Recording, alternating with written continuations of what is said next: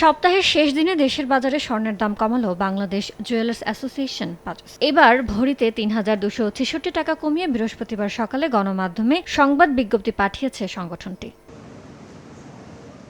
দাম কমানোর কারণ হিসেবে স্থানীয় বাজারে তেজাবি স্বর্ণমানে পিওর গোল্ডের মূল্য কমে যাওয়াকে সামনে আনছে বাজুস।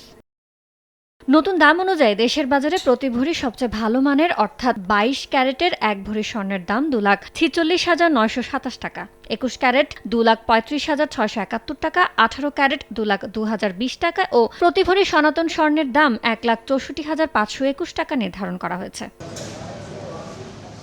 এর আগে সবশেষ গত ১৫ এপ্রিল সকালে দেশের বাজারে স্বর্ণের দাম সমন্বয় করেছিল বাজুস। সেদিন ভরিতে ২,২১৬ টাকা বাড়িয়ে ২২ ক্যারেটের ১ ভরি স্বর্ণের দাম ২,৫০,১৯৩ টাকা নির্ধারণ করেছিল সংগঠনটি।